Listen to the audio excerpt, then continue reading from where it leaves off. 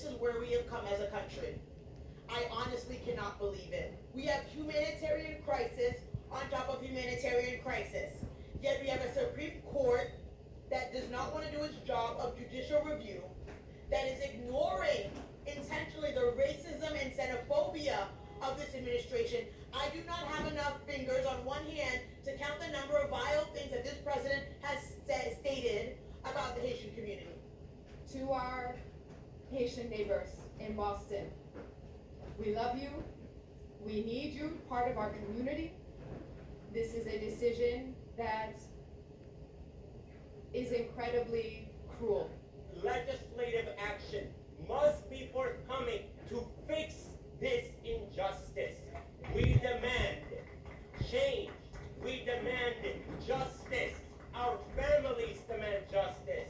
And we will continue to use every tool, every legal tool, to protect and defend the immigrant community in Massachusetts and across the greater Boston area. This is a sad day. This is a heavy day.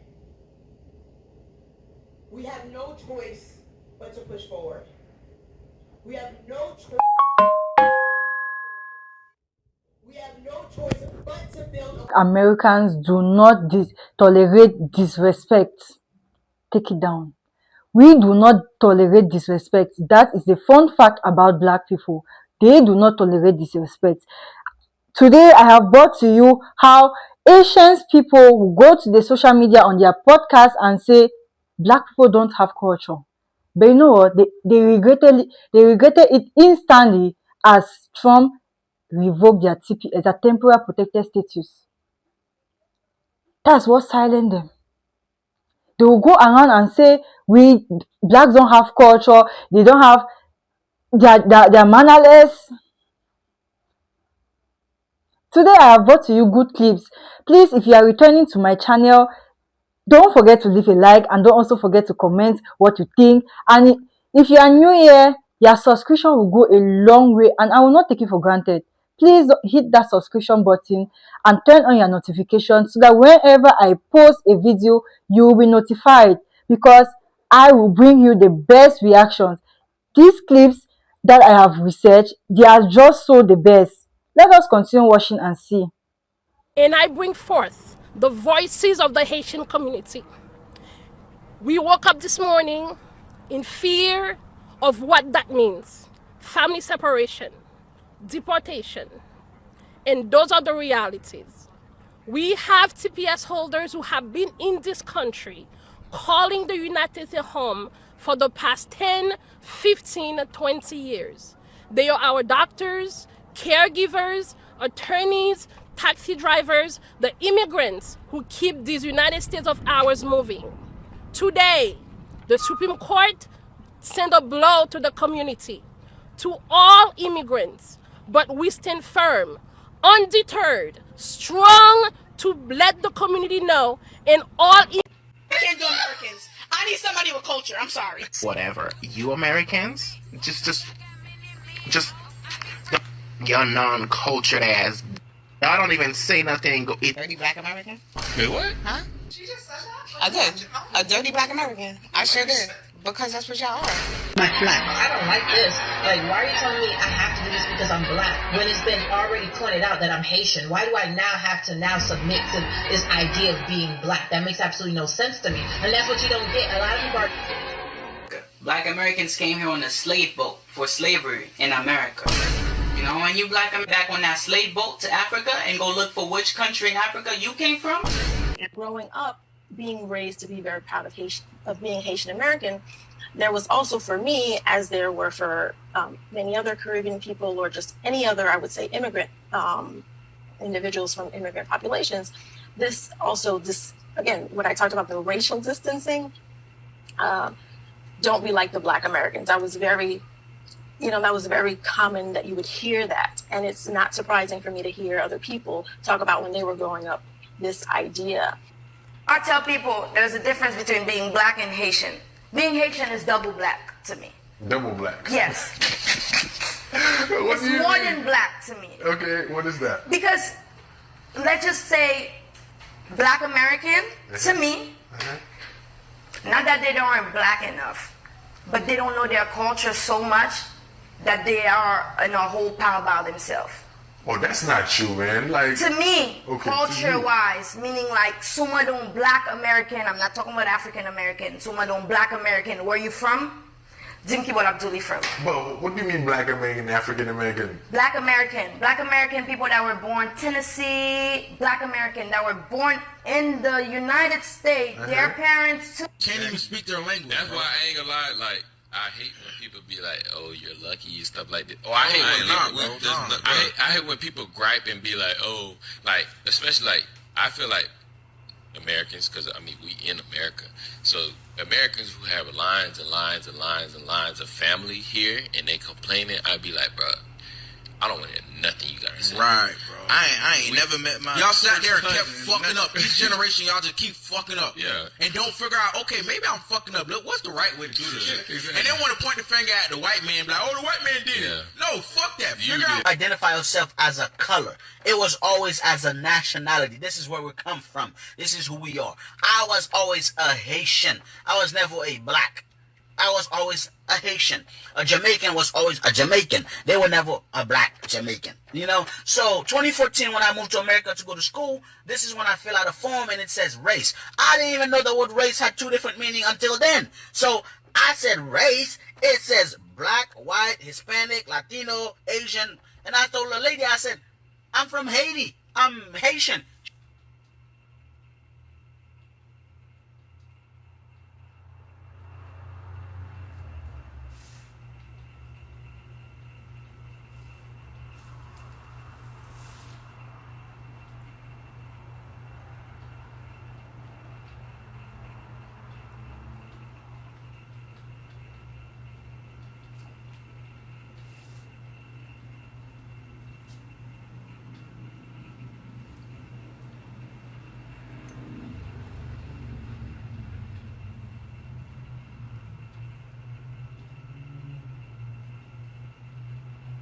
To all my Haitians,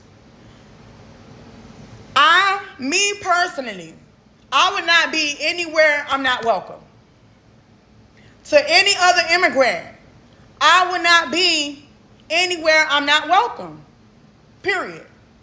Because right now, this is ridiculous. Trump ending the TPS for all Haitians.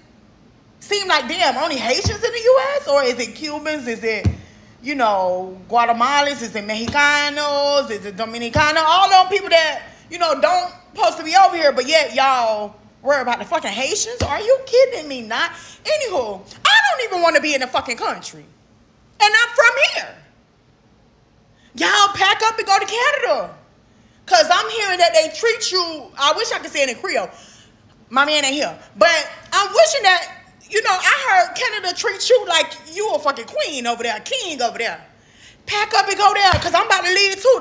The motherfucker Trump don't even want me in my own country. But y'all, my heart breaks for these families, because these motherfucking people be working hard. You hear me? Anything. They dedicate their life to it. They only come over here for a better life, and Trump, you trying to script that shit away from them. Y'all, let's pray for the Haitians, y'all. Let's pray for the Haitians. So the only thing that makes Black Americans in the United States different than Black Americans that are Haitians is that they won their freedom. They won your freedom as well. But it's clear that from the cutoff that you won the battle but lost the war. The white team came back in 1825. You only had 21 years of freedom, and after that, it's been destabilization ever since, from the governments, from the gold being taken out, and everything. This is why you rubbing shoulders next to us, the United States of America.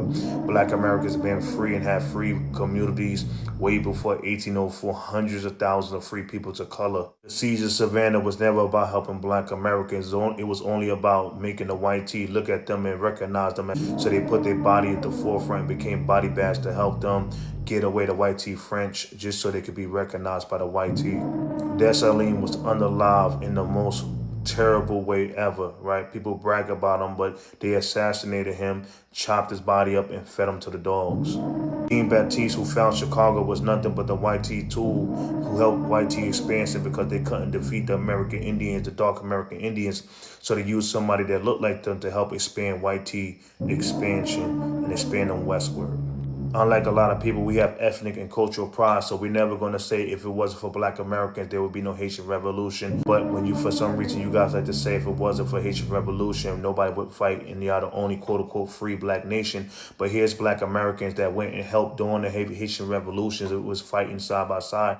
Anything that Haiti do was always for his best interest and his self-interest. It was never about helping everybody. It was never about freeing everybody and being the leader and liberation for all. It was about being a leader and liberation for itself. Haitian Revolution was always about itself. This is why Toussaint signed an agreement with White T. Moulton, Thomas Moulton, to not intervene with the white team and what they're doing in Jamaica, Puerto Rico, and multiple countries. And so what they did was sign this agreement, which means if they didn't sign this agreement, Jamaica wouldn't have its independence in 1962. They would have had their independence in the 1800s alongside the Haitian revolutions, but they worked with the white team to continue to allow the white team to devastate and economically undermine Jamaica. But it wasn't just Toussaint, it was also John Dessalines, who also signed with the white team and made deals not to intervene or have any rebellion against the white team, allowed them to run rampant in Jamaica, Puerto Rico, and all these different places. Look up the deals and the diplomatic agreements that they had with the white team. So like I said in the beginning, they won the battle but lost the war because they was going against multiple European nations at the time during that battle in 1804. But this is why in 1825,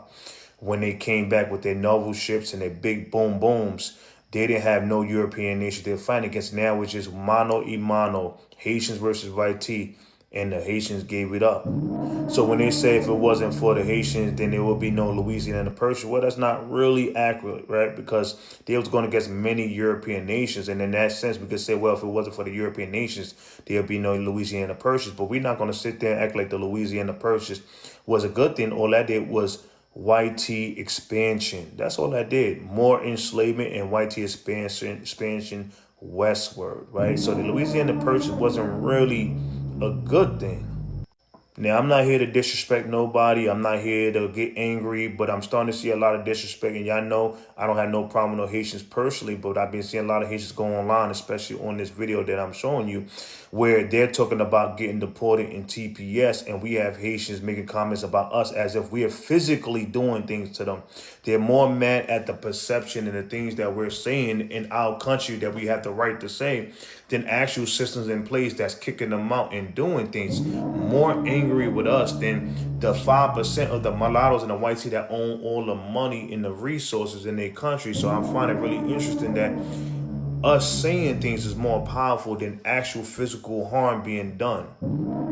So I just want to clear some real facts with this Haitian Revolution thing. I'm tired of people disrespecting and making it look like Black Americans didn't have 100,000 free peoples of color, people that was already free before 1804, that like we wasn't fighting in the 1526 slave revolt, right? The New York slave revolt in the 1700s, the Gullah Wars, the Seminole Wars, right? Stonewall Rebellion, multiple wars we was fighting and winning, and we was walking around free with pew-pews and everything. This is what the Stonewall Rebellion is about, right? And they act like we twiddled our fingers and sat back and did like this and said, oh shit, some Haitians are fighting, let's start fighting after 200, 300, 400 plus years. So I just want to kind of clear some history up because there's a lot of fake history going on. I love y'all. Y'all be safe. Let me know what y'all think. So will Haitians and Syrians leaving the United States of America who had their TPS revoked, will that affect America in a very, very big way?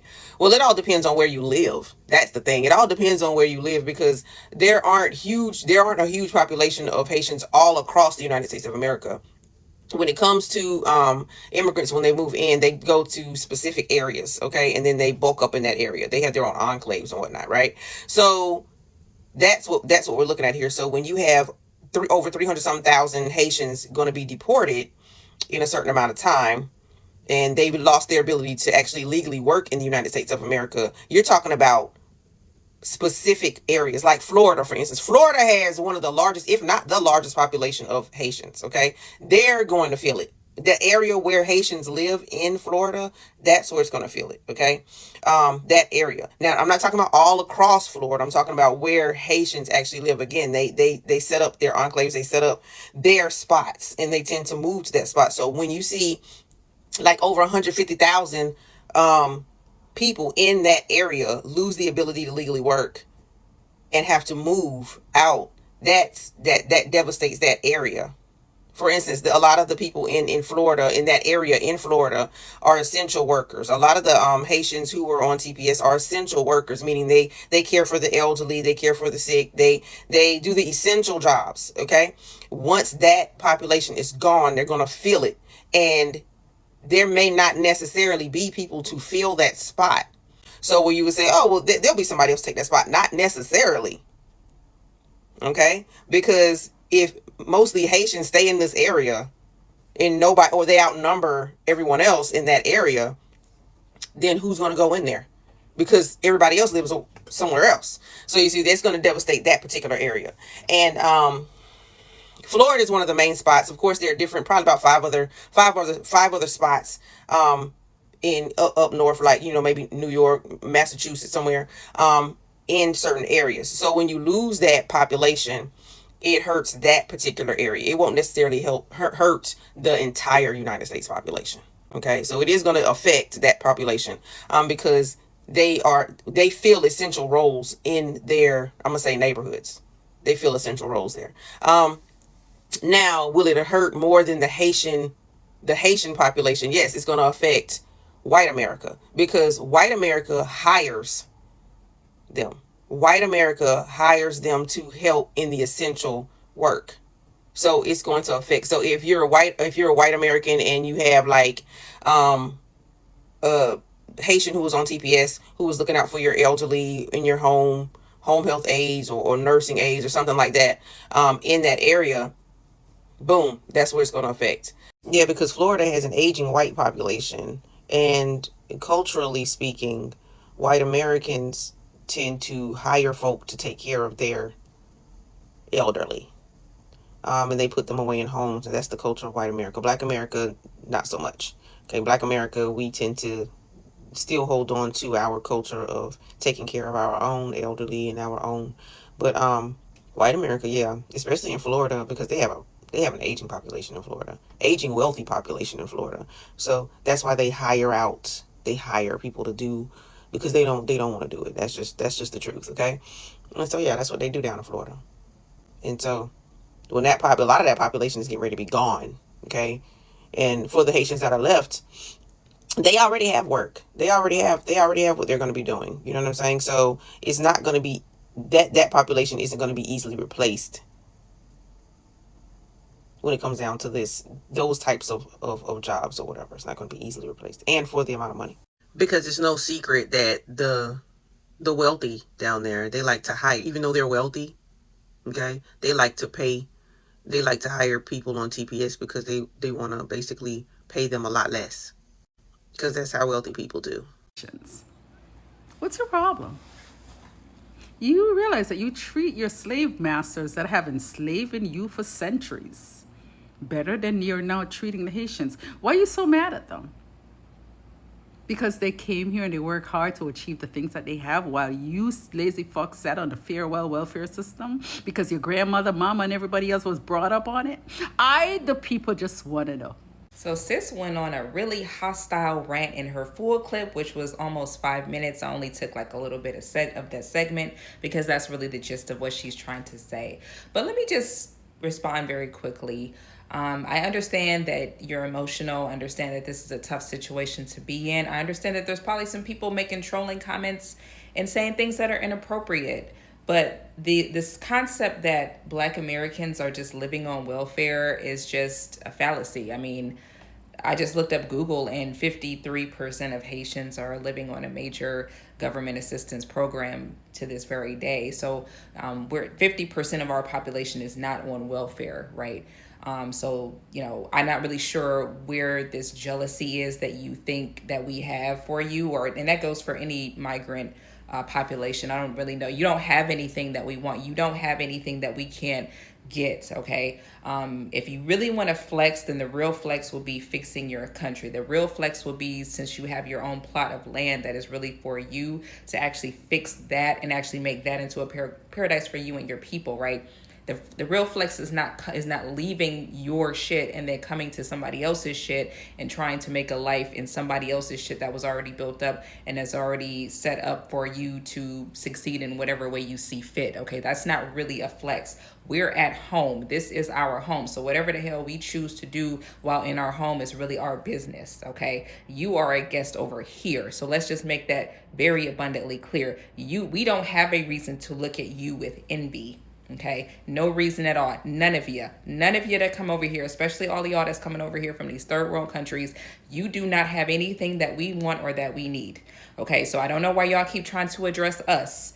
You're the one who is perpetuating white supremacy by using talking points that to basically say that Black Americans are all just living off of welfare. Y'all act like we just got taken over here, dropped off, and just been lazy, kicking up with our feet up, with the government taking care of us for the last 400 years. Like we've done absolutely nothing for 400 years. Y'all act like we're trust fund babies that are just benefiting from a mammy and a pappy. I mean, let's be for real, sis. If you was really that hard working, would your country be fucked up like that? Would your country be full of garbage and trash where nobody seems to give a shit about what it looks like? I mean, at the very least, I mean, if you're going to blame the West for all of your downfalls and all of your problems, if you're going to say that it's the West's fault, I mean, at the very least, you could try to take care of it by picking up the garbage off of the ground. I mean, instead of just trashing everything, but, you know, whatever. See, what if they're going home because their magic on us isn't working anymore? Because I really feel like the only reason why the Haitians were allowed over here is to perform magic on us. Because why would the US allow them to come over here and they couldn't colonize, them? It's like they saw their magic, they saw their power, and thought, hey, why not come over here? We see how you're living, Why not come over here? You can come over here, live with us, but as long as you perform magic and do rituals for us. And since they can no longer do rituals and spells on us with their magic, it's time to go home. Guys, I so love these videos, how these Asians instantly regretted the way they have been talking down to Black people, because this TPS revoked has really touched them. It has really touched them. Just imagine you are sitting somewhere, they tell you that leave, and you have nowhere to go. You have been planning your future in this particular spot, and in the next second you are told to leave. Where will you go to? So to the Haitian people, wherever you find yourself in, please respect people, irrespective of their skin color, irrespective of their race. Respect people. Yes, respect people. Don't be a racist. And to the Black people, let us be sympathetic to them too. They just revoked them. Irrespective that, yes, we have been disrespected, but we are under one image. True, God created all of us as one. Let us be sympathetic too. If you are new in my channel, please don't forget to subscribe and leave your comment what you think. Do you think the Supreme Court did the right thing to revoke these people, that TPS? What do you think? And what do you think the Haitians' actions were to the Black people? And do you think the Black people are doing the right thing, talking down, laughing at the Haitian people? What do you think? Tell me in the comment section. Let me know your thoughts. I will see you in my next video.